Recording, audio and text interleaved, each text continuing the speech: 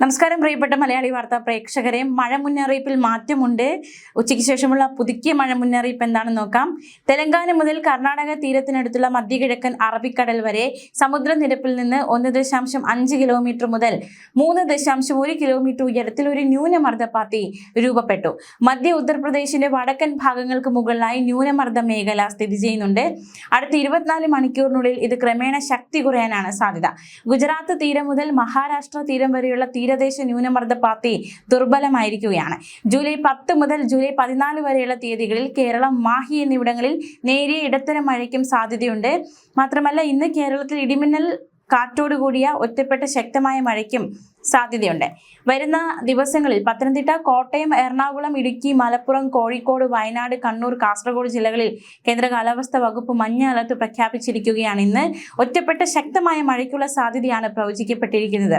24 മണിക്കൂറിൽ 64.5 മില്ലിമീറ്റർ മുതൽ 115.5 മില്ലിമീറ്റർ വരെ മഴ കിട്ടുന്ന സാഹചര്യത്തെയാണ് ശക്തമായ മഴ എന്നതുകൊണ്ട് കേന്ദ്ര കാലാവസ്ഥാ വകുപ്പ് അർത്ഥമാക്കുന്നത്. ശക്തമായ കാറ്റോടുകൂടിയ മഴയാണ് പ്രതീക്ഷിക്കുന്നത്.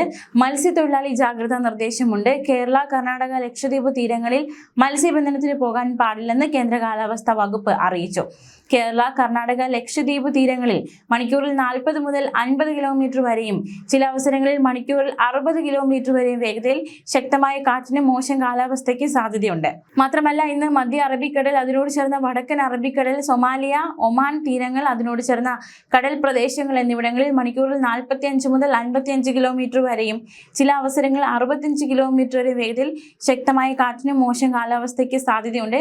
തെക്കൻ ഗുജറാത്ത് തീരം മുതൽ വടക്കൻ കേരള തീരം വരെ സമുദ്രനിരപ്പിൽ തീരദേശ ന്യൂനമർദ്ദപാത്തി സ്ഥിതി ചെയ്യുന്നുണ്ട്. തെക്ക് പടിഞ്ഞാറൻ ഉത്തർപ്രദേശിനും അതിനോട് ചേർന്നുള്ള പ്രദേശങ്ങൾക്ക് മുകളിലായി ശക്തി കൂടിയ ന്യൂനമർദ്ദ മേഖല സ്ഥിതി ചെയ്യുന്നുണ്ട്. വരുന്ന 24 മണിക്കൂറിനുള്ളിൽ പതുക്കെ വടക്ക് കിഴക്ക് ദിശയിലേക്ക് നീങ്ങാനും ക്രമേണ ശക്തി കുറയാനും സാധ്യതയുണ്ട്. ജൂലൈ 13 വരെ, അതായത് ഈ മാസം 13 വരെ കേരളം, മാഹി എന്നിവിടങ്ങളിൽ നേരിയ ഇടത്തരം മഴയ്ക്കും സാധ്യതയുണ്ട്. ജാഗ്രതയോടെ ആയിരിക്കുക. ന്യൂസ് ഡെസ്ക്, മലയാളി വാർത്ത.